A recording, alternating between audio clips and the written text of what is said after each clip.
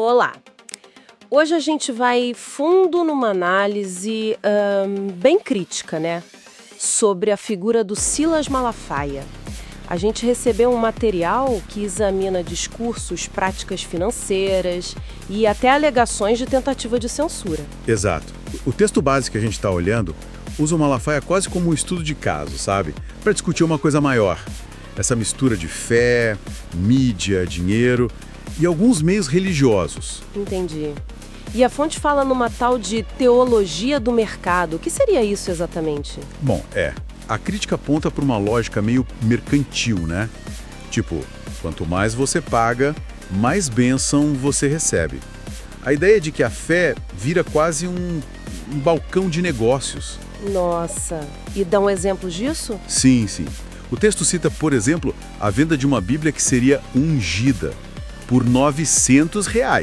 Olha só. E também aquelas tabelas de ofertas, né? Sugerindo que, dependendo do valor, a bênção é maior. Então, é uma crítica à comercialização da fé, basicamente. Isso que chamam de teologia da prosperidade. Precisamente. A fonte vê isso como explorar a esperança das pessoas, sabe? Transformar o sagrado em produto.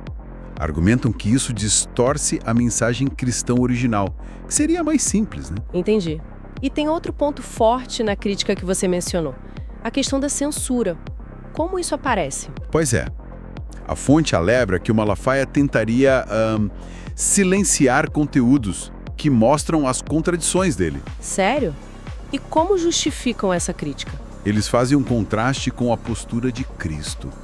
Dizem que Cristo confrontava os críticos à hipocrisia, mas abertamente, né? Sem usar tribunal para calar ninguém. É essa a linha. Isso levanta uma questão de coerência, né? Lembro de ter lido no material sobre um lema: duvidar, criticar, determinar. Sim, exatamente. E a crítica pega justamente aí. Dizem que ele incentiva isso nos seguidores para questionar informações de fora. Mas quando a crítica é para ele... aí a coisa muda. Segundo a fonte, quem critica seria rotulado de forma negativa. Invejoso, perseguidor. O texto chama isso de lógica do autoritarismo religioso. Tipo, questionem os outros, mas não a mim. Faz sentido dentro dessa lógica crítica. E também falam da transformação do culto em show, né? Isso. Apontam que alguns pastores agem como celebridades, o culto vira um espetáculo, onde as bênçãos parecem ser negociadas e o púlpito vira um palco para vaidade, sabe? E como isso se manifesta na prática? Mencionam lives com QR Code para doação na hora, campanhas financeiras bem agressivas, tudo muito performático, segundo a análise. E como isso se conecta com a tal falta de coerência teológica que a fonte aponta? Então, o texto interpreta mudanças de posição ao longo do tempo não como uma evolução natural do pensamento, mas talvez como o oportunismo. Ajustar o discurso conforme a conveniência, sabe? Entendo. E falam mais alguma coisa sobre os fiéis nesse contexto? Falam sim. Expressam uma preocupação com o que chamam de idolatria pastoral. Aquela devoção quase cega ao líder que impede o questionamento. E também uma cegueira voluntária de alguns fiéis. Pesado. E quem decide fazer essas denúncias, essas críticas, enfrenta consequências? A fonte diz que sim, fala no preço da denúncia.